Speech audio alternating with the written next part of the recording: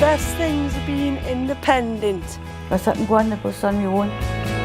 is having a season ticket for Sunderland, Cleaning. I like watching all the soaps. having a boyfriend called Paddy, I'm a lion.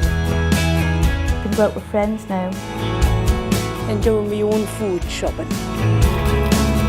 I could do my own thing now.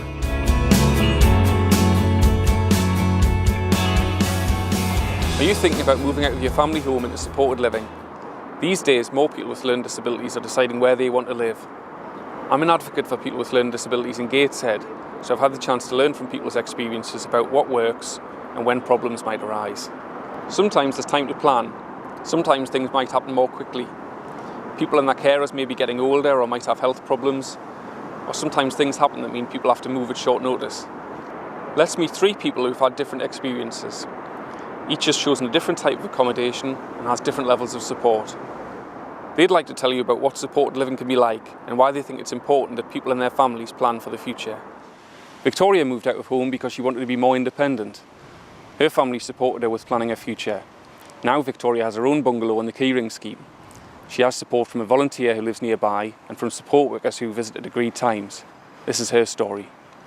It'll be 3 years in October, but I've learnt a lot about how to budget, because that's what you've got to do, and you've got to go to the right type of shops for the right type of things, for like cleaning and things like that.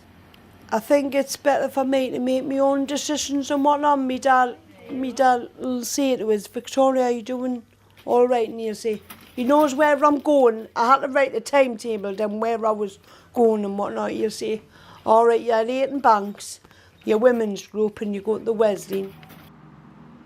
I have a lot more time now because I'm a volunteer for the community links. I'm ready for my cup of tea.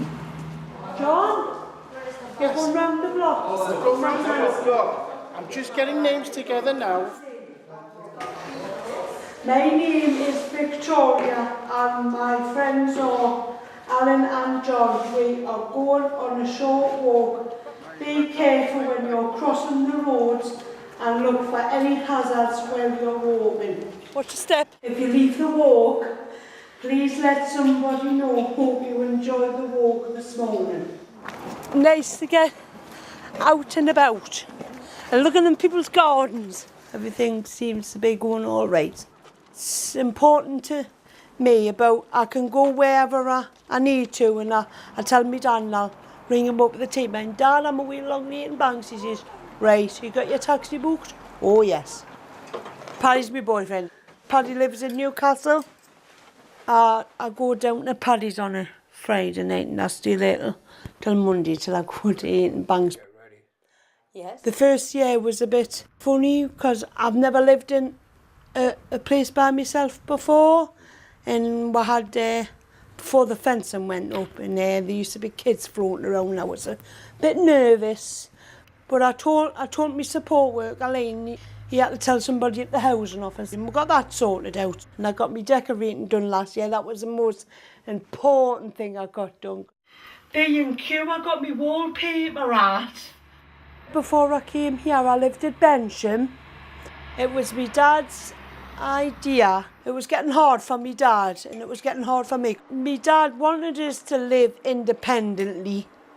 And then once I moved down here, I was a lot happier. He used to come in and say yes and whatnot, and he'll say, oh, Victoria, you've done extremely well. It was a big decision. I had to bid for houses, and we had to go to a meeting first at the Civic Centre. I had to listen, and they would explain how it was. I had to find out how to live independently. I didn't have a credit card. I didn't know how to pay bills. But I do now, and I call my rent card Christine because it's the lady that works in Liam Lane housing office. And they said, Victoria, as long as you know what's what, and then you just go down, you pay your bills, and I have a budget form. Lee Hardy's from the keyring. He comes in once a week to make sure I've paid me bills and make sure everything's all right. He helps us to go down to the Lyndhurst. I've got to enroll in September and see what courses I want to do. We had to have a review every couple of years to see how things were going on. I think it was every 2 years or every year. And I was the quickest learner for the keyring. I've got to learn how to cook and that sort of thing. That's my main thing now, only that I want to learn how to cook and make meals and whatnot for me and Paddy and whatnot. Now, I can make pasta and I can make scrambled eggs on toast. I would like to stay living here and able to learn to cook a few more meals and whatnot, because we had Nan said, Victoria, the day we have a tea at your house, I said, Dad, I'm going to learn how to cook. He says, right.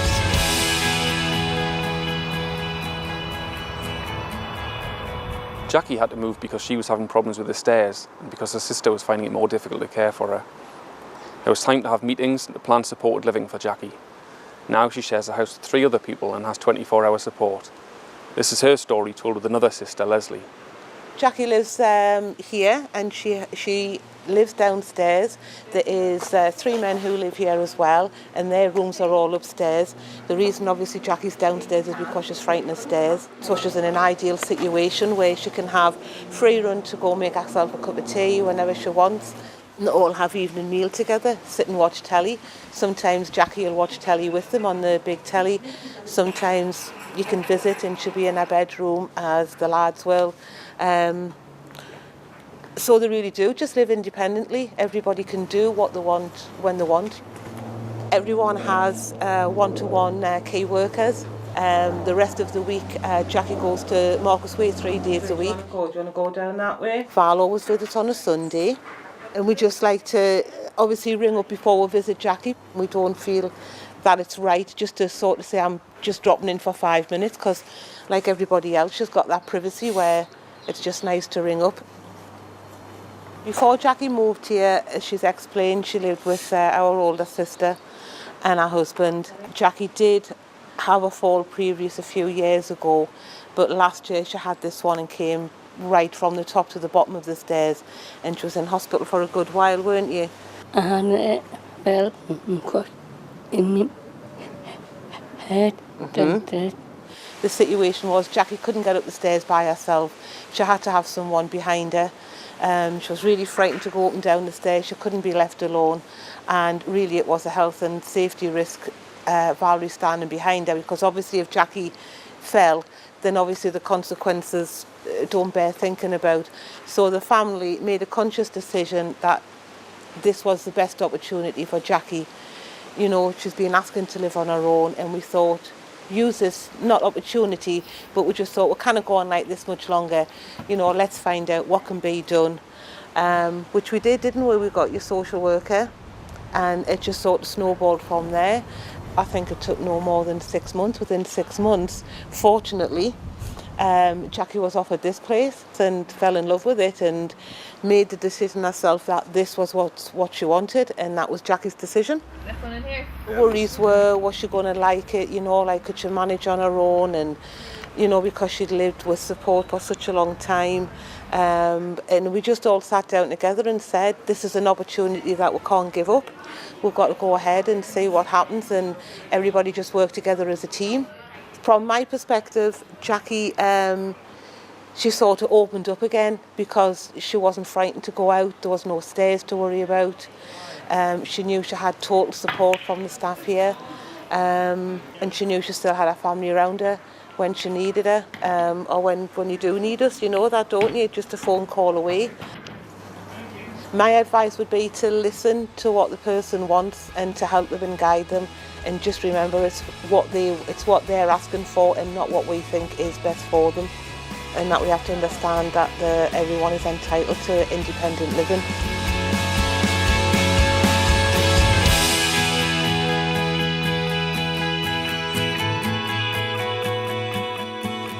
Anne had to move out of home when her mum became ill. The only option available at the time was a care home. Now Anne shares a home with Michelle and her family. This is her story.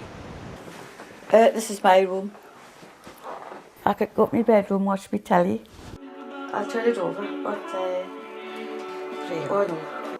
I like watching all the soaps and put my music on. It's changed a lot since I moved here. I live with a family now, I don't live in a home. She can go out when she wants, she's got a whole group of friends.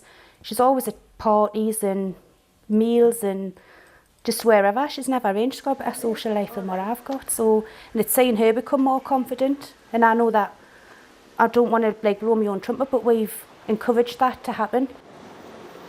I can go on the bus on my own, travel on my own.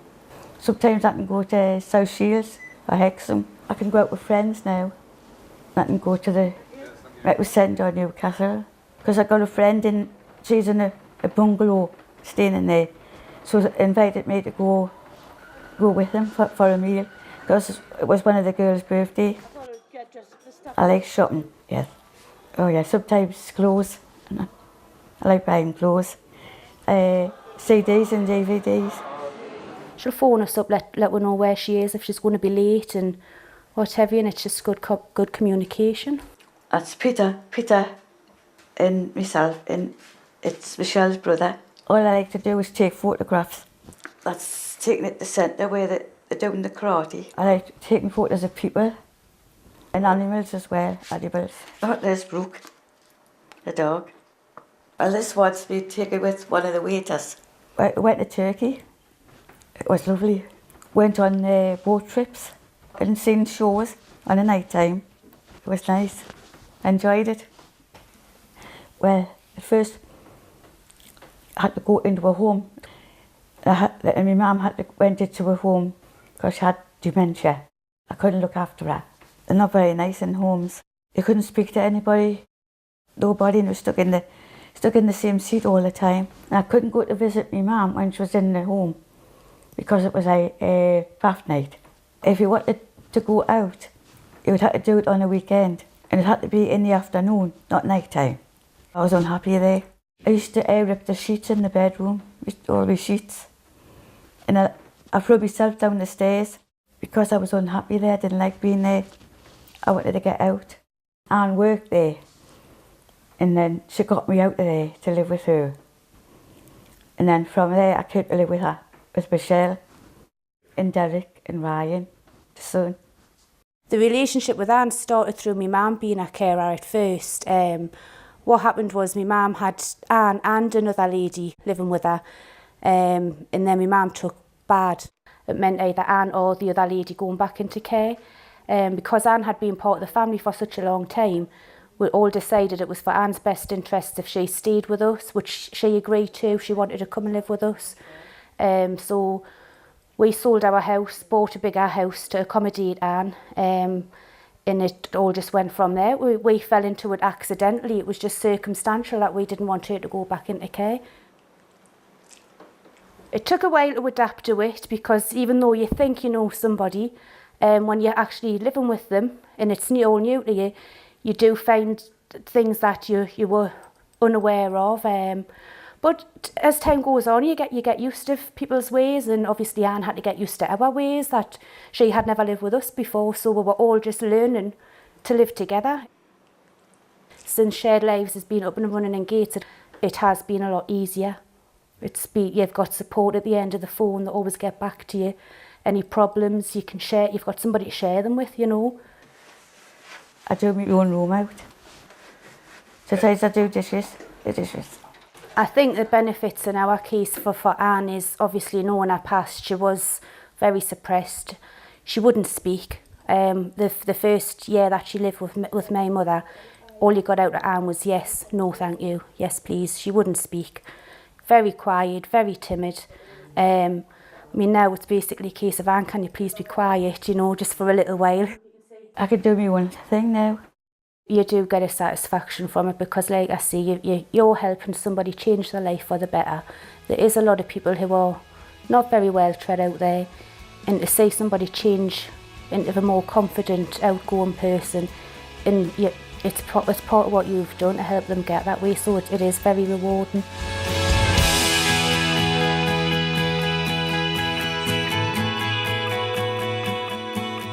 Thank you for listening to Anne, Jackie and Victoria.